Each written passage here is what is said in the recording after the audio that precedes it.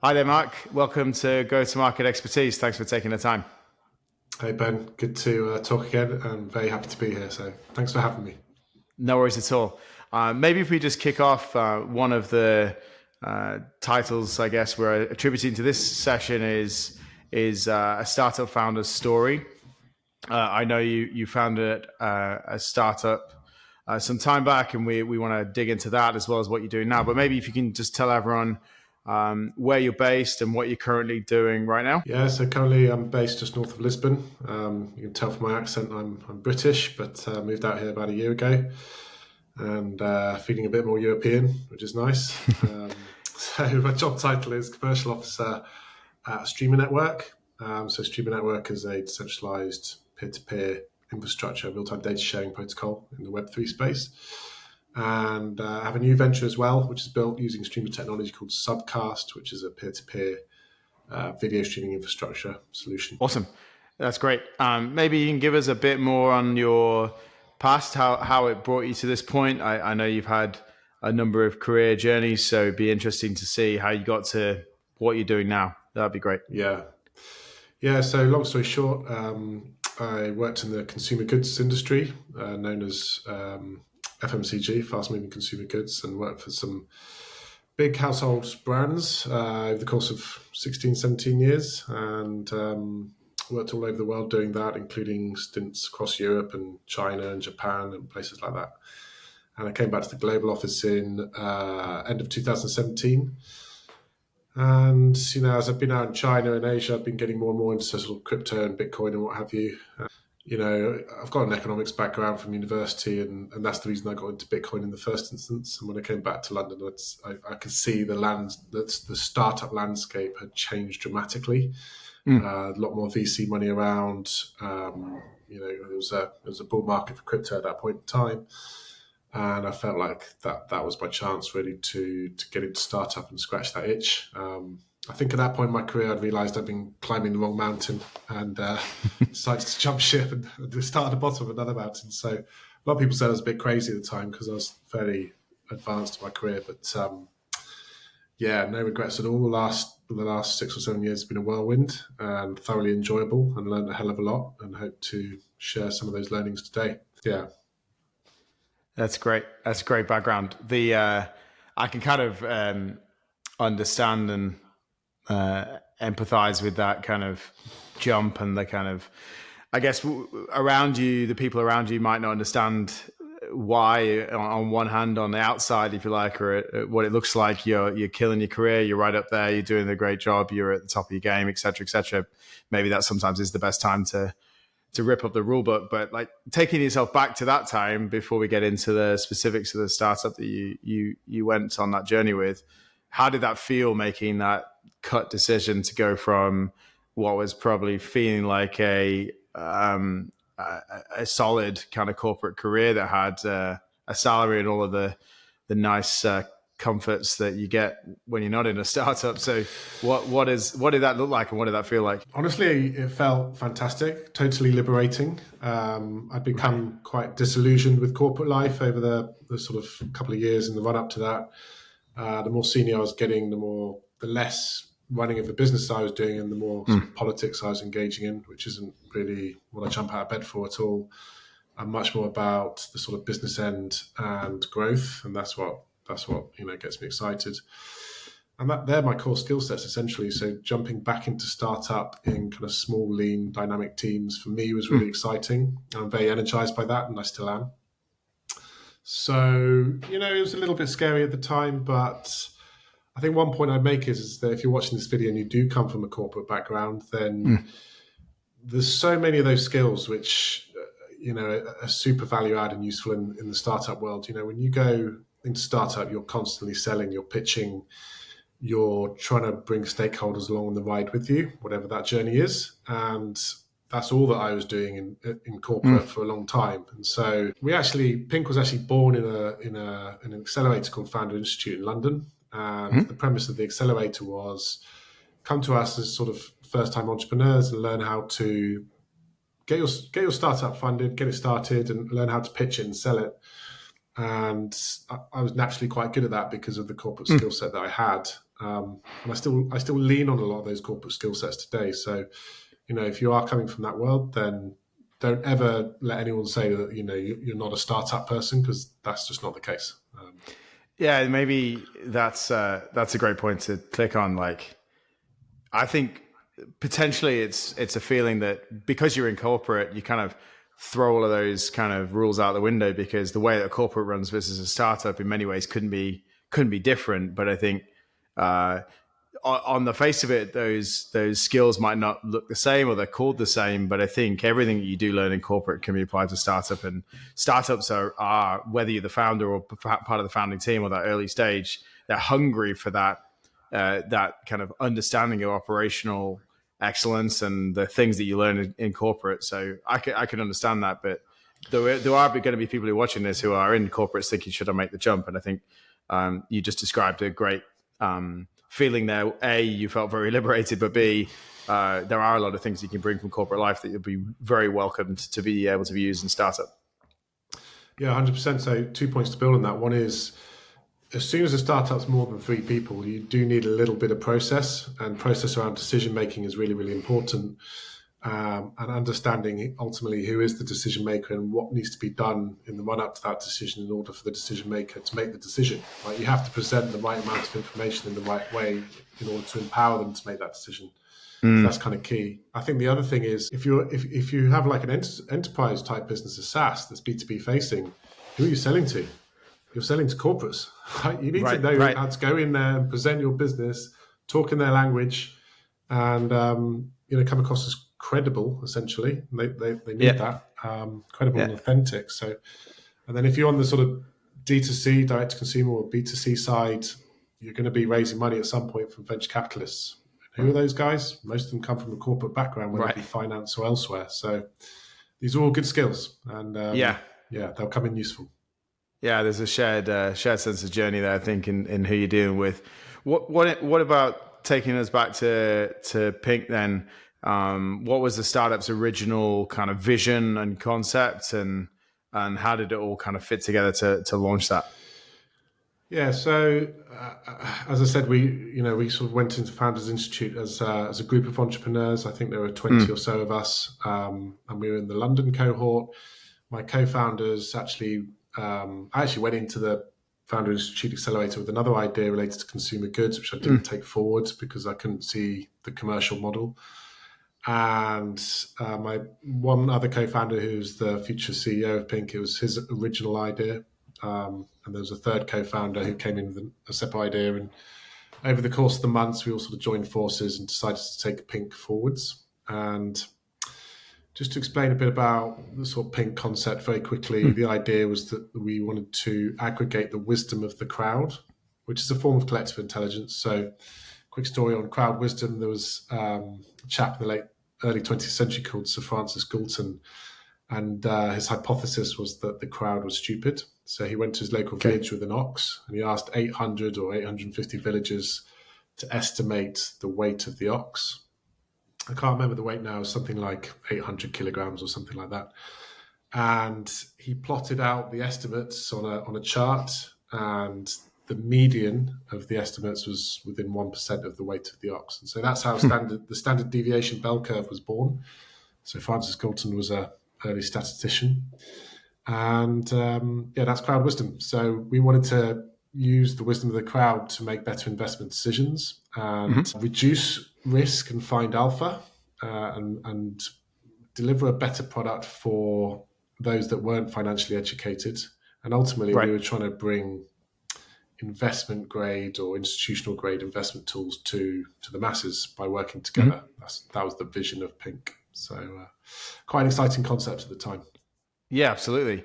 So that was it sort of direct to consumer only, or was it also institutional as well, or is it, like you say, focus on those folks who may not have had the education or understanding of financial products and get into those advanced financial instruments? Yeah, so I would say we were quite sort of purpose orientated as a startup, and I think that reflected the mindset of our founding team. And hence the name. We had some sort of marketing puffery around the name of Pynk being the colour of everyone. So it was very much retail focused. And therein lies the sort of immediate challenge was that, we were tech entrepreneurs coming into a heavily regulated space. To be honest, we didn't really have the understanding of that as non-financiers. And when we spoke to financial advisors, not FAs, but advisors to our company with a finance background, some of the comments were like, along the lines of, you guys, you really know how to make life difficult for yourself, and you've got a long challenge ahead of you. And of course, being super passionate and high energy founders at that time, we sort of nodded and said, yeah, okay, understand that, but we'll make this happen. We're tech entrepreneurs. Yeah. So being retail focused, that was our challenge, in that it was heavily regulated by the FCA, and that was a hurdle that ultimately we couldn't get over, to be honest. Right. And so that, would you say those were the first headwinds that you started to see, or were they, like, up until that point, obviously you had a lot of energy, you had a lot of vision for the product, and you are, I think that, like you kind of alluded to there, there's a little bit of naivety, which is helpful in those steps, because you kind of need to, you don't want to be sort of knocked back every time at the first hurdle. You want to plow through some of that. But were those the headwinds, or like, did you have any others around product market fit or your customer profile, things like that? Like, can you share some of those headwinds? Yeah. So, so Pynk ran for kind of just over 4 years, and we had great success across the period of that 4 years. We were the fastest growing fintech in the UK at one point. The first couple of years, really, we spent building out sort of our early products, and we were focused very much on the crowd side. So we were building a community, and at our peak, we had 75,000 predictors globally across almost every country in the world, making predictions on financial assets like gold, Bitcoin, FTSE 100, some FX pairs, etc. And we worked night and day to make that happen. I mean, we didn't really have a budget, so we kind of growth hacked our way to that. And we had a very driven and talented growth hacker in our team who worked alongside me. And so we made rapid progress in the first couple of years. And then in the sort of the second half of the company's journey, we started thinking about introducing our wealth management product to retail investors in the UK. And the way that worked at the time was we weren't directly regulated by the FCA. We would have what's called an umbrella company working above us that were directly regulated. And their responsibility was to essentially make sure we were doing things in the right way from a compliance perspective. And at that time, the FCA were becoming increasingly risk averse, because that was a well-trodden path that had been used and abused by some infamous players in the finance industry, let's say.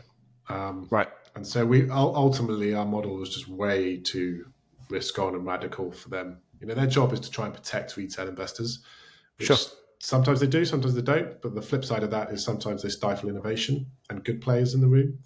Yeah. So again, like to my earlier point, this kind of came from a naivety from our perspective in terms of really understanding regulation and compliance. And one of the things I would say to anyone watching this video is, if you're a first-time entrepreneur, startup's hard enough as it is. You need to be extremely smart and savvy and have a bit of luck on your side in order to be successful. But to do a first-time startup in an industry you don't understand, you're not going to have a competitive advantage. You're always going to be 6 months behind. And that's what we found when it came to regulations and what have you. I mean, really, I should have done a startup in consumer goods. But hindsight's a wonderful thing. So, yeah. I mean, I can also imagine capital is required to get over those FCA regulations, right? No matter what, you may well have a great product, but you're still going to have quite a lot of services that I guess you need to procure to help you get through those regulations. And that's a costly affair for anyone. And I guess as a big fintech or a big bank or similar, they have those resources to throw at those. 100%. How did you find managing those costs associated with regulation and sort of when to spend those resources? Obviously, there's prep work as well as actual implementation work. Yeah. So painful is the answer to that. So towards the end of Pynk's journey, the money we were raising from venture capital, most of it was being spent on compliance efforts, whether it be an outsourced compliance officer or compliance advisory, or actually the core team of the founders was spending all of their time trying to get over these regulatory hurdles.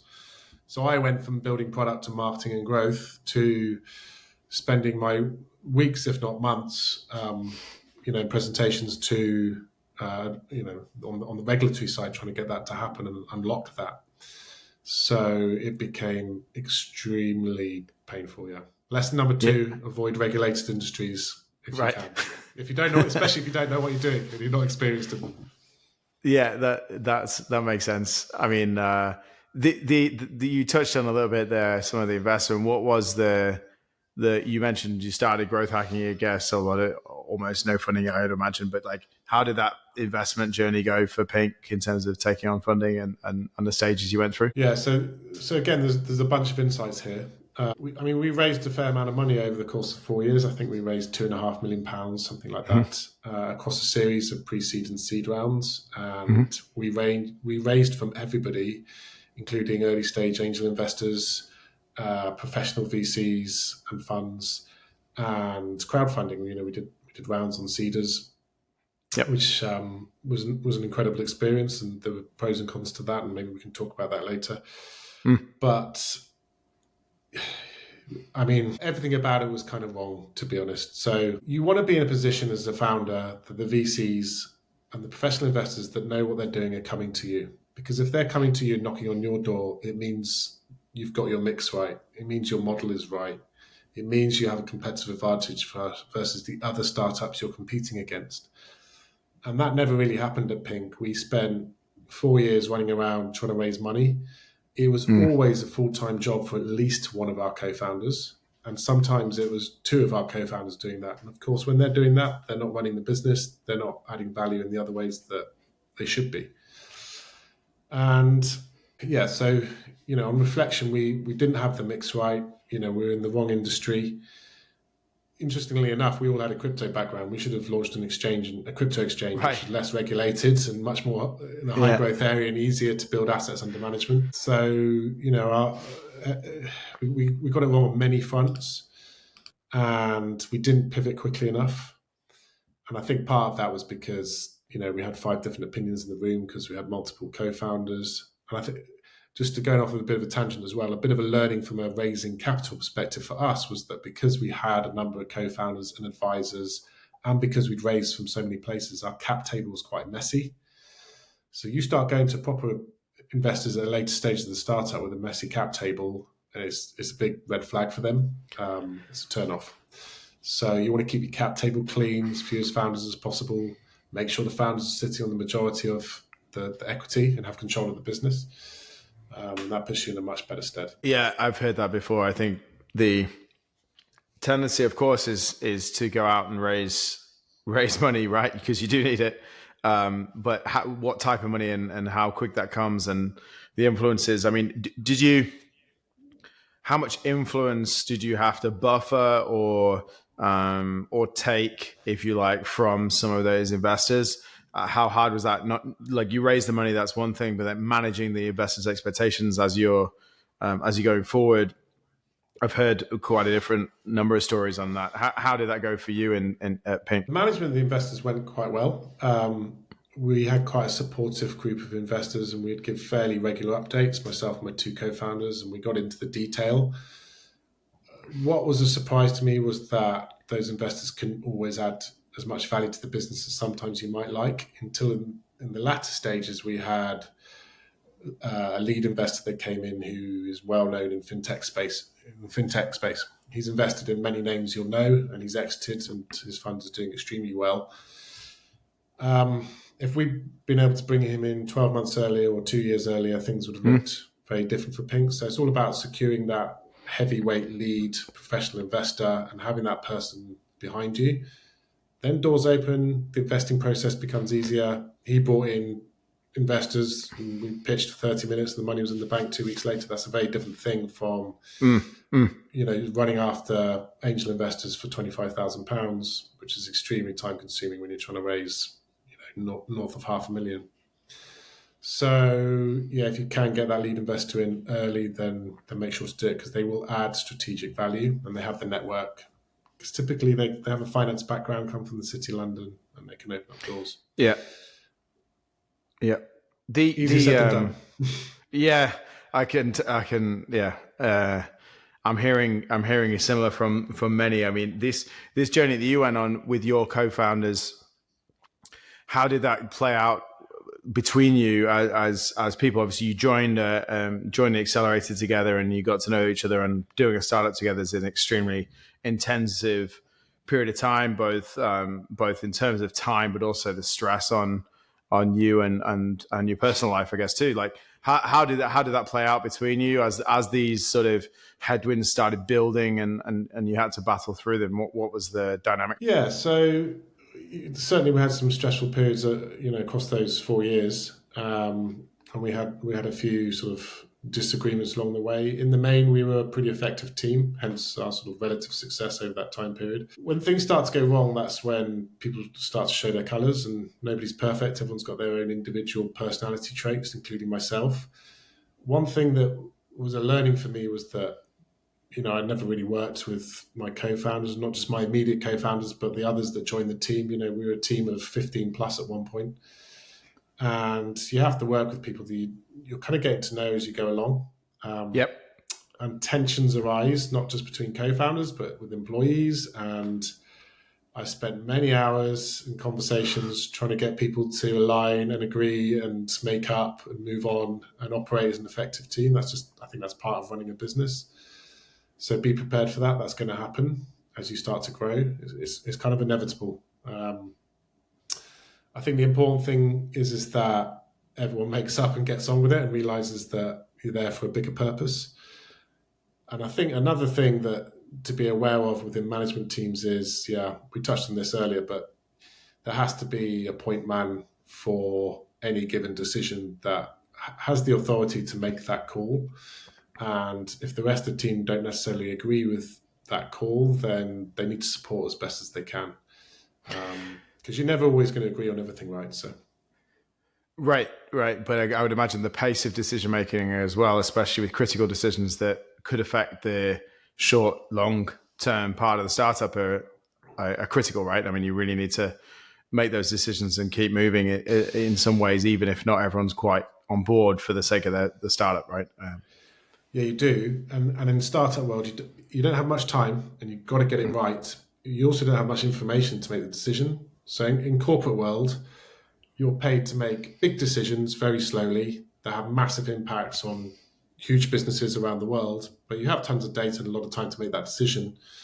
In startup world, you have no data, no time, got to get the decision right. And if you get it wrong, it's going to be real implications 6 months later. So that's the pressure point. But that goes back to the point that, if you're going into a new industry you don't fully understand, then that makes that process all the more harder. Whereas if you've worked in that industry and you really understand it, then your level of confidence when making those decisions is that much higher. And by the way, that's why early stage VCs, the only thing they're really looking at is the team. Have they worked together and what's their background? Is it relevant for this market? That's why VCs are looking at that, because they know it's not the idea, it's the team and their ability to execute and make the right decisions. Yeah, that makes a lot of sense. The point at which these headwinds built so much that you fundamentally decided that it wasn't viable for Pynk or whatever. Cast your mind back to that. Like, what was the time like? How did you come to that decision? Obviously, there's not usually one factor causing that, so it's kind of multiple factors coming together. But that's obviously a difficult time personally for a lot of people. But are you able to share some of that experience with the viewers? Yeah, so obviously that was a difficult time because you have so much invested emotionally and everything else, frankly. For us, the decision was kind of made around the fact that we couldn't raise anymore. We hadn't made the traction that we promised to our investors that we would. As a result of these kind of headwinds from the FCA, we couldn't get our investment product to market. Well, we did, and then it was pulled off the market and we couldn't get it back and we couldn't acquire new customers. So when we couldn't raise, that was the beginning of the end, so to speak. Obviously, there were conversations at the time about how do we save this business? Can we exit some of the IP? We had some promising conversations with some other big name fintechs that didn't materialize into anything. Ultimately, part of it was because some of the team were just burnt out. 4 years of working day and night, and they'd lost faith to a degree. So that was part of it as well. So, but for me personally, you know, how bad was that experience? You feel bad because you feel like you've let investors down. So I mentioned earlier that we crowdfunded with seeders. So we had hundreds in our sort of seeders community who were behind the project, and they're retail investors. You know, they're everyday people that have invested their hard-earned money into your vision, your startup, and you've convinced them to do that. And to let people like that down is tough. And some of those people are friends and family as well. And you kind of get to know them through the community because they come into the community, you engage with them on a regular basis. So, you know, that's tough. And even professional investors, letting down professional investors, that was always a pain point for me. Sure. And you do build relationships with them and you get close with them. So, but they're professional investors, that's part of their models. They understand that some of their portfolio will go bankrupt. Yep. So they take it on the chin. What was a pleasant surprise to me were a couple of things. One was I always dreaded the conversation with employees, you know, the business, we're wrapping up the business, you're losing your role. That was never as bad as I thought it was going to be. Actually, usually what happened was those employees were more sympathetic to us as founders and said, thank you very much for the opportunity. And we left on good terms with all of our employees, trying to help them get their next role, wherever that might be. So that was a pleasant surprise. And whilst it was tough personally, and I know for the other co-founders, you know, for me anyway, it was part of career change, and the writing had been on the wall for a while, but I learned a hell of a lot through the Pynk experience, and I don't regret a day of it. So yeah, it was fairly positive, all things considered. That's brilliant. I mean, kudos to you and the team for hiring what sounds like employees who completely understood what they were getting themselves in for, I suppose, and that they saw the vision that you had and that you managed them clearly in a way which meant that they had admiration for your risk appetite, I suppose, and entrepreneurial spirit, because that's not always the case. And so it's great to hear that was a relatively positive outcome for them post Pynk. Yeah, and I think a big part about Pynk was making sure we had the team culture right and that people were enjoying working there and were aligned with the values. You know, as I mentioned earlier, we were quite sort of purpose driven. And I think that made Pynk an enjoyable place to work. I'd like to think so anyway. So yeah. Yeah, absolutely. So let's fast forward a bit to see what learnings you're bringing into the new environment. You're obviously in a different industry now, possibly because of some of the learnings you mentioned earlier in terms of regulation and the like. But can you talk a bit about why you started what you started now, and what are those initial learnings that you brought from Pynk into that kind of startup journey that made you choose where you are now? Yeah, so I mean, one of the things we talked about is kind of knowing your space, knowing your technology, knowing the competitive advantage or USP you might have. So, you know, for the last 2.5 years, I've been working in sort of decentralized internet protocols and in the data space. So I have a good grasp of that. And, well, you know this, Ben, but my new venture is called Subcast, and it's a peer-to-peer video streaming solution for final mile delivery. And my approach with this startup is radically different from Pynk in that I have a relentless focus on revenue generation. So, you know, I've taken pre-seed investment, but basically as a means to keep the lights on for the next 12 to 18 months until I secure the first paying customer. And that's how long I anticipate it will take. This is enterprise sales. And it might happen more quickly than that, which would be fantastic. But as soon as I get into that position where we're generating revenue, that's a product market fit proof point for everybody, whether that be myself, our customers, or future customers, but more importantly, investors. So when I come to take VC money, I want to take it from VCs in the industry, in the space, who can add value from a strategic perspective and bring their years of experience to me. And I want them to be knocking on my door saying, hey, I've heard about Subcast. I've heard you've got 1 or 2 customers, and let's have a discussion and then go from there, rather than the other way around, which is we've got this fantastic concept and then knocking on their door too early. So, of course, the later you raise money from VCs, the better terms you're going to get, and ultimately the better set of investors. That's really interesting to hear that, because I think what we read a lot on LinkedIn and kind of the media of startups itself is this sort of relentless push for pitching hundreds of VCs and getting rejected 99 or 100 times, and I think I think it can be glamorized a little bit, that piece, because we've heard of startups who had to do that, big startups who had to do that and have succeeded in raising, like I think to hand like Airbnb or like a Canva, right? Who've come out and got rejected by a lot of VCs initially and gone shopping for that. That's obviously one route, and I'm not saying that isn't a route that you could take, but Yeah. I think the more realistic route that is likely to come to fruition is to do as much as you can on your own or with some a little bit of funding that will stretch a long time, where you have a very low cost base, but you're still able to develop your products and get out to market and have those meaningful conversations with potential customers that might result in revenue. So that sounds like a really great learning already, that you've gone out and looked to do that. Well, yeah. I mean, so as soon as you take VC money and you take large amounts of VC money, then that VC is going to want to sit on the board. And Right. don't forget, there's going to be a big ego in the room that brings 10, 20, 30 years of experience in your industry. They're going to have a very firm opinion about what you should be doing and how you should be doing it. And often that's value add. And sometimes it really isn't. And it Right. leads to a hell of a lot of stress and tension as you spend your time as a founder managing that money. So it's not wrong. Like, most tech startups have to take money, but you have to do it at the right time and under the right terms. Otherwise, it's just going to end up in tears and create you as a founder more work and more stress, which means that you don't really have the time and capacity to do what you should be doing, which is growing the business. My message is grow the business first, or get to a point where you have that strong story, and then the other half of it will come that much more easily and be easier to manage. Right. I think the other thing is nowadays there's different ways of raising money. You don't have to think about VCs from day one. So I'm aware of a competitor of mine in the video streaming space that have funded for the first 3 years through grants, EU grants, and so they've taken no VC money, which is quite incredible. So I would advocate giving that some decent amount of thought before you go and start raising.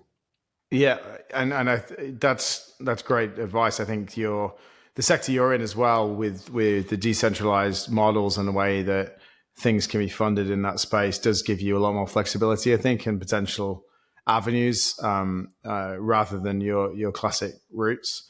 You just refer back to your crowdfunding experience, or at least seeders and the like in from Pynk. Like, how do you view that for your current gig? And you reflected on some of the positives, I guess, in that community came around you and really helped and was really enthused and loved the product and that kind of thing. How do you balance that crowdfunding space? Because crowdfunding itself is growing relatively rapidly especially in Europe, across some of those startups, and is an option, right? Yeah. And crowdfunding is what Web3 is to a degree, so we could talk about that as well in a bit. But yeah, just going back to the Seeders experience, for us at the time, it made a lot of sense from a kind of marketing and growth angle, in that those Seeders investors predominantly are kind of 25 to 45, ABC1, to use sort of marketing demographics, Yep. largely based around the sort of tier one cities of the UK, like London and Manchester and what have you. And they were our bullseye end customer. And so strategically, it made sense for us to start building community with Seeders there, because that eventually spilled out into some of those Seeders community members becoming Pynk community members, making predictions on financial assets, because lots of them have financial backgrounds. And we could profile them as individuals within our application and say, okay, this guy, like we used to go into quite some detail to understand who they were and who they worked for. And then we'd jump on a call with them and have a conversation with them and find out more about what they liked about Pynk, what was good, what was bad, help them shape the product, etc. So it's all these kind of classic growth techniques. So tons of benefits from our side for doing that. On the flip side, you have to manage that community. Like that is a marketing resource, and that's maybe not a full-time job, but it's half of one person at least. So I think if you don't have a really clear reason to do it, and those community members, investors of Seeders or crowdfunding, are not going to become your customers, then maybe think twice about it. Like, I wouldn't do it now for this business, for example. Interesting. It just kind of doesn't make sense in that regard. Interesting. And you touched on that there then. So I would agree. Like Web3 to some degree is a crowdfunding kind of mechanism and tool in its whole Can be. environment in some ways as an instrument for that, but and potentially even a lot more global maybe as well, because there's less sort of taxation or financial barriers in place for helping you do that. But on the flip side, again, it brings a community. I mean, Web3 is a heck of a lot of community. There's a lot of community out there. There's a lot of very active folks who have strong opinions, I guess, as well. And so, do you end up in a similar place? But how does that play in with your decentralized angle anyway? Is that something you would consider on your side? Yeah. So most Web3 projects are kind of crowdfunded through tokenization, and they're called TGEs today, token generation event. They used to be called ICOs. Same thing essentially. I mean, Streamer, who I currently work for, I'm not a founder of Streamer, but they have a fairly large and engaged and active community.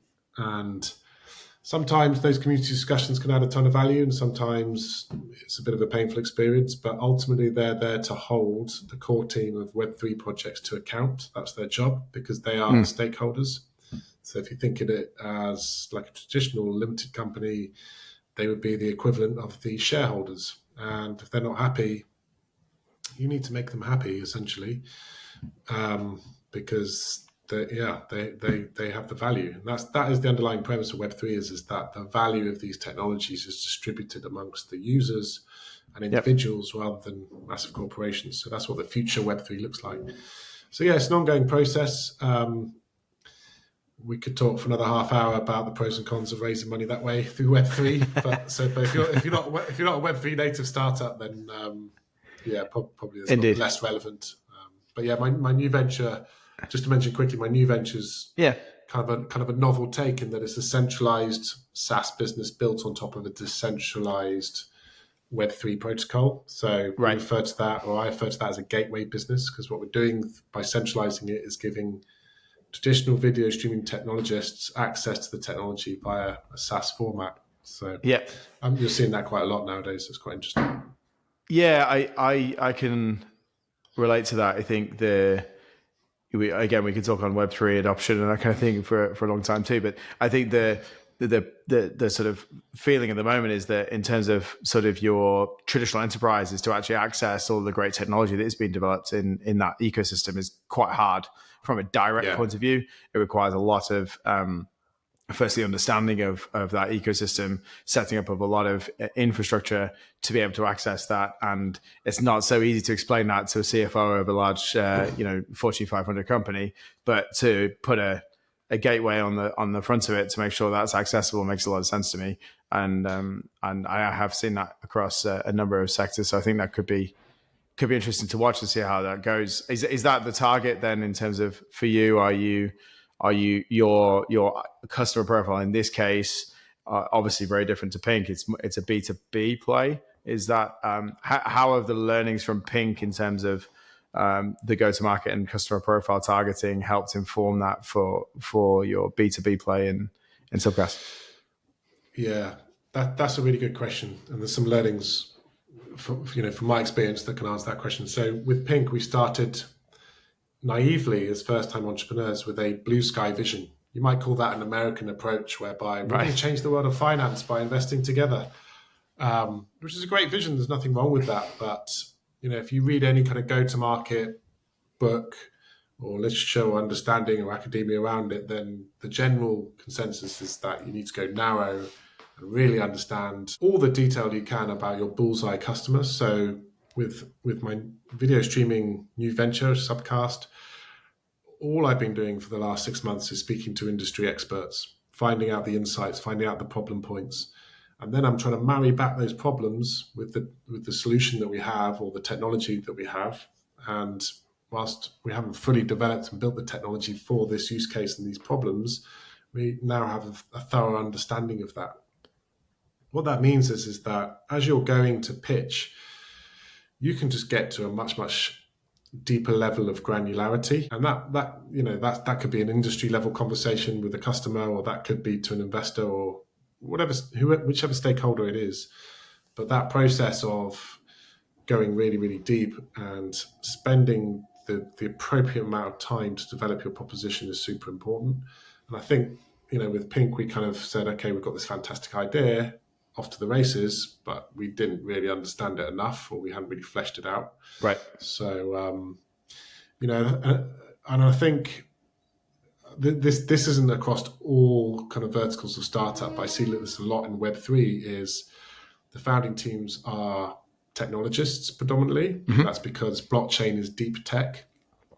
And you see this all the time. Fantastic technologies are built and then no one uses it because it's all been done back to front. And this is a very obvious point. You hear this a lot in startup kind of social media and what have you. But typically you want to have a commercial person and a technologist, because the role of the commercial person is to make sure that what you're building fits with this customer and that the revenue model behind it kind of makes sense and understands how you're going to scale. So if you're a technologist startup founder watching this, then my advice would be to go and kind of think about those processes and learn those skills, because the good news is it's easier to do that than learn technology the other way if you're a commercial guy. So I mean, it's not rocket science, it's common sense, but the amount of startups that don't do it blows my mind. So yeah, it is. I mean, that bridge, and I've played that role plenty of times before, where you're bridging technology and commercial. And I think that blend is really important to be able to extract the deep tech, in this case, knowledge, rewrap it on the fly in a meeting for someone who may well not understand that, and then get the feedback and then rewrap that for the engineering team. And it's a very big challenge. We see that a lot along highly technical founders, where their sales capability may not be academically what you would argue as sales, and the early founder-led sales is actually quite good because you're talking to the founder. So as reaching out to other companies, often it's a lot easier to get the cut through. You're talking to the right people. When you're in the room, you have the full gamut. You understand everything from the engineering side to the product to the vision of the company, and it's great to be able to do that. And you can get those first sales in. But I think beyond that, I think that's the big kind of bridge that you have to cross and get over, is having the right blend of that person and a commercial person who, and that interaction there is really valuable and really key to get right. Yeah, totally. And so just some thoughts on this. If you're pitching to a VC or you're selling to a client, it's the same thing. It's the same skill set. And in my experience, there's kind of two or three things which you really need to get across. One is, are you being authentic? Like, is this guy that's selling to me, does he know his stuff? And secondly, is he a nice guy? Can I do business with him? Do I trust him? So if you get those two things across, in my experience, that is the baseline of sales. Some people that have never done sales before think they have to come in and sell, in inverted commas, like a second-hand car salesman selling the features of that's not how it works. You just have to convince the person on the other side of the table that you know your onions and you know your technology. Yep. I know you're a nice person and you're genuine and you're not a bullshit artist. VCs and customers are very savvy because they're human beings and they can smell when you're bullshitting a mile off. Never do it. Mm-hmm. If you find yourself in a situation where you're blagging it or bullshitting your way through an answer, then you're not in the right meeting, or you're not in the right space, or you haven't done your homework, or you haven't developed the right product. But if you find yourself in that position, then you're not going to be able to close it because, people can sense it. So that's my only advice on that. Totally. That's great. Mark, I think there's a lot we could talk about, but I think we'll end on that note. And thank you so much for spending your time with Go-to-Market Expertise, sharing your journey very transparently and openly. We're really all about that here and trying to get that message out and the story for those want to be founders, or those working in small startups or coming out of corporates. We had some great advice at the top of the content there. So thanks again, Mark. All the best with your ventures, and hopefully we'll speak soon. Thanks, Ben. Thanks for having me. Really enjoyed the discussion, and let's speak again soon. Cheers. Cool. Thanks, Mark.